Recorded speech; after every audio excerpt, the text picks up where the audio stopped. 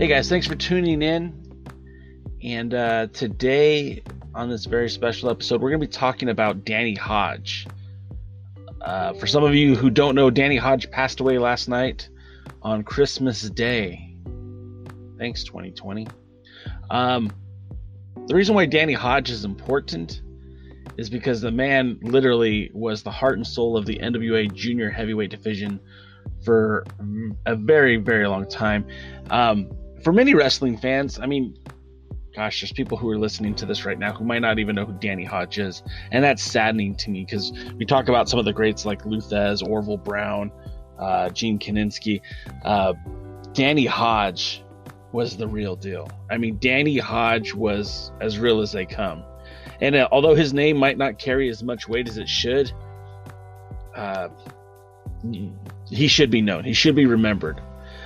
Even at an advanced age, the man had a grip so strong he could legitimately squish an apple with his bare hands. I mean, Hodge was a legend, guys. Long before the likes of Brock Lesnar, who had an amazing college career. Long before Kurt Angle, who won a gold medal, an Olympic gold medal. Or even Dan Severn, who simultaneously competed in mixed martial art fights, including the UFC, while NWA World Champion. Well, geez, there was Danny Hodge. And although people may consider Bruce Lee the grandfather of MMA, perhaps they should have been looking at Danny Hodge. The Oklahoman native wrestled at the 170-pound weight class for the University of Oklahoma. You know, he was a boomer sooner for sure. Hodge won 3 NCAA championships. Guys, he never lost. I mean, even more so than never losing, he was never taken down. That's unheard of. That's insane. They put him on the cover of Sports Illustrated magazine, and he was a collegiate wrestler. It wasn't like there was the name value of, say, like a WWE promoting machine. This was back in the 1950s, guys. And while competing in college, he also joined the Olympic freestyle wrestling team. And in 1956 in Melbourne, Australia, he won a silver medal. And those who were there could tell you that Hodge probably should have won the gold. In fact, they said he was robbed when the referee called a pinfall while he was rolling with a move. After his college career, his legendary college wrestling career, he turned his attention to boxing. And as an amateur, he went 17-0 with 12 knockouts and won the National Golden Gloves Championship at the Mecca of Pro Wrestling, Madison Square Garden. There wasn't anyone more real than Danny Hodge.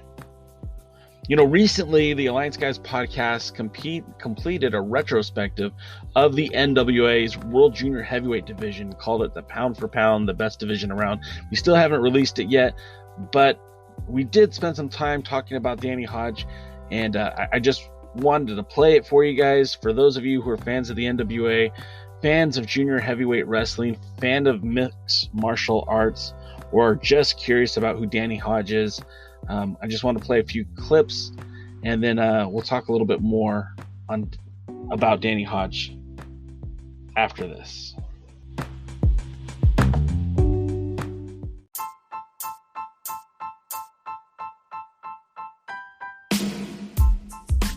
We probably get the most famous world junior heavyweight champion of all time in Danny Hodge.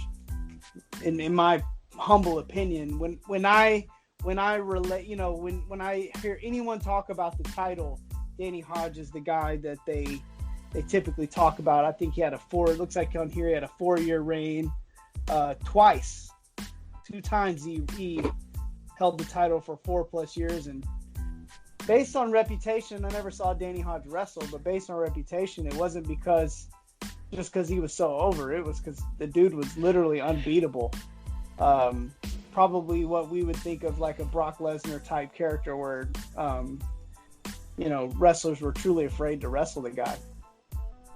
And I had heard and you guys can correct me if I'm wrong, but I heard a lot of people would liken his ability in the ring to like a Lou Thesz, where, I mean, he was a legit shooter. And if Danny Hodge didn't want you to go over in a match, you weren't going to go over in a match. Yeah.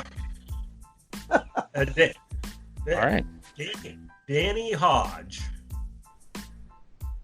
was, you said Brock Lesnar? Yeah, he had a amateur pedigree, probably better than anybody else in pro wrestling up until you get to the Brock Lesnar's and Kurt Angle more, who actually won an Olympic medal. But he was a shooter, and even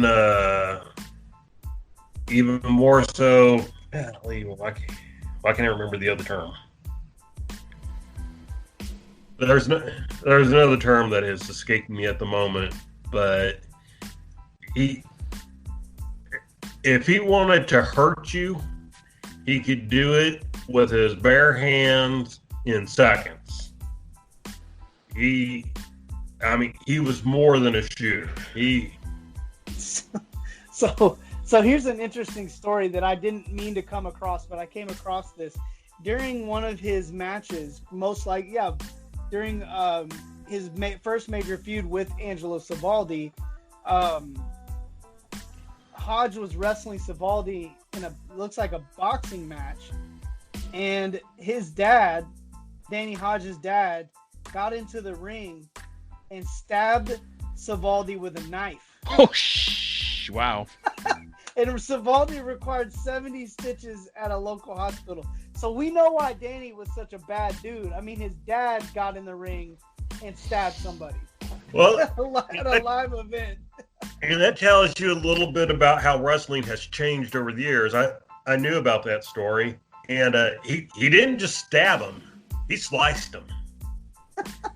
Well, he got up on the ring. He got up on the ring apron and sliced him, and it was shortly after Hodge had first won the title, and this was a rematch.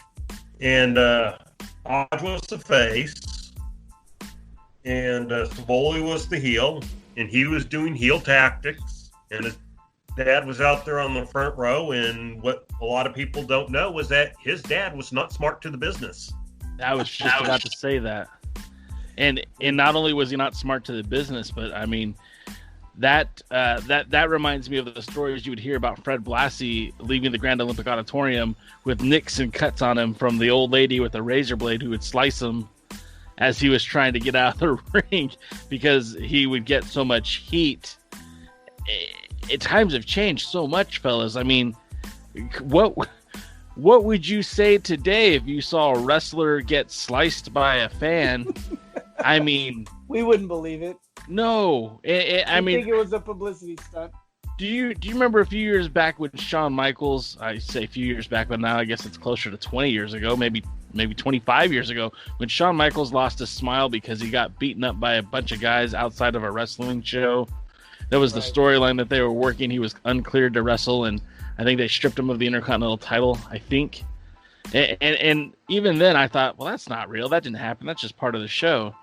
But could you imagine your favorite wrestler not being able to compete because, well, he got sliced by his opponent's father prior to the match or immediately following the match? Just insane. So Danny Hodge also, sorry to jump in here, but Danny Hodge also was 7-2 as a professional boxer. Wow. Yep. Remember the term. He was a hooker, and I don't mean a woman that stands on the street corner. Yeah, I know the term. Yeah, in wrestling, there are shooters and hookers, and he was a hooker, and that is worse than a shooter as far as like overall toughness and ability to beat the shit out of you. So go ahead. I was just gonna say, so I always thought shooter and hooker were interchangeable. What's the difference between a shooter and a hooker? If you're gonna ask me, chances are chances are, like, someone who can put you, like, a hook is a submission hold typically in MMA that is actually illegal. They're dangerous submission holds you can put on somebody that would be considered unsportsmanlike. So chances are is Danny Hodge could put you in certain types of moves that might actually end your career. A shooter would be somebody that just has a background in either, today's day it would be mixed martial arts. When I broke in, it would be any kind of, boxing, amateur wrestling, no holds barred type fighting, martial arts. That would be the term as a shooter. A shooter is like is almost a category of wrestler. I think when you're talking about a hooker, you're talking about somebody who could put you in moves that actually could end your career or hurt you seriously, like damage you seriously. That's basically it. Yeah. A shooter is somebody who can legit fight. A hooker is somebody who can legit hurt you. Right. And I think once you get into the Danny Hodge era, you start running into some names that you probably that are pretty famous guys. But listen to some of the title reigns for Danny Hodge: 1,450 days, 214. It looks like he had a pretty good feud with a guy named Lorenzo Parente. Now, I mean, I don't know much about him, but Danny Hodge had his shortest reign of 10 days. Then in 1966, again, he reigns for another 1,361 days. And we're not talking about the Mike, which we'll probably get into in our next show, but we're not talking about a Mike Quackenbush reign where you're defending the title once every 2 years. We're talking about like a guy who was really wrestling night in and night out back in that time, earning $80,000 a year plus. Being the main event guy for Leroy McGirt. So, I mean, what a different world.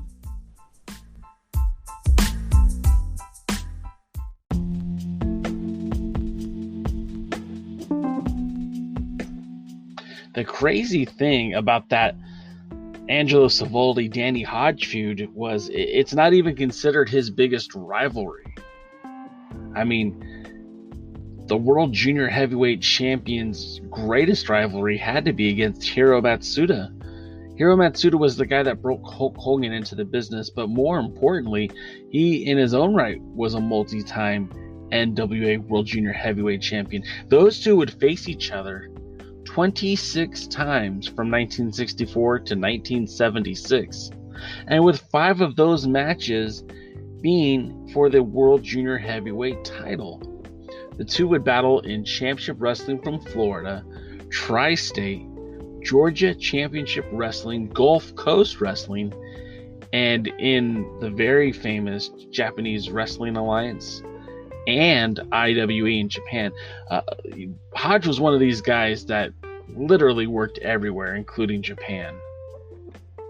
And while he was the World Junior Heavyweight Champion, Danny Hodge held the title more times and longer than anybody else. He was World Junior Heavyweight Champion for a combined 4,141 days. To put that into comparison, the champion with the second most reigns.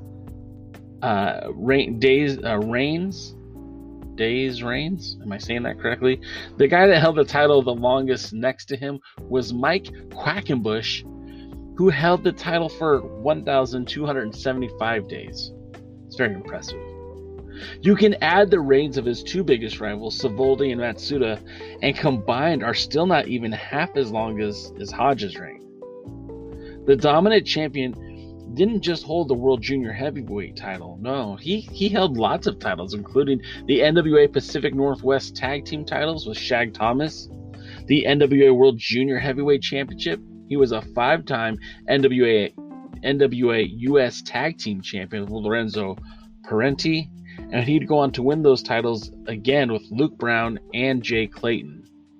He was the Mid-South North American Champion and would hold the NWA Tri-State Tag Team titles with Skandar Akbar and again with Jose Lothario, Supersock. And briefly, Hodge teamed with Wilbur Snyder, a legend in his own right, to win the NWA International Tag Team titles by defeating the duo of Giant Baba and Antonio Inoki in Hiroshima, Japan.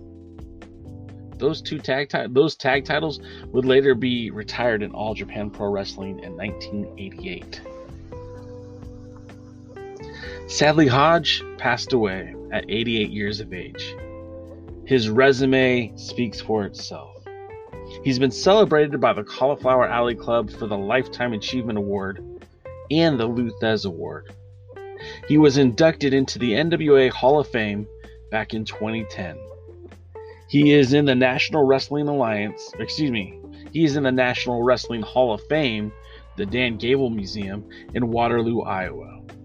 He is also slated to be inducted into the International Pro Wrestling Hall of Fame next year as well. It cannot be overstated how great of a champion, of a wrestler, of a professional that one Danny Hodge was. And the impact that he made in professional wrestling will still be felt forever. In fact, at this point in time, if they ever do reintroduce the World Junior Heavyweight Championship, I think we should just call it the Hodge, the same way we celebrate the Burke and the 10 pounds of gold. Friends, if you like this podcast, please hit that subscribe button. If you liked it, share it with your friends. This was a presentation of Alliance-Wrestling.com, your number one source for news and information for the National Wrestling Alliance. And we hope that you'll join us again soon. Until then, we'll see you at the matches. Rest in peace, Danny Hodge.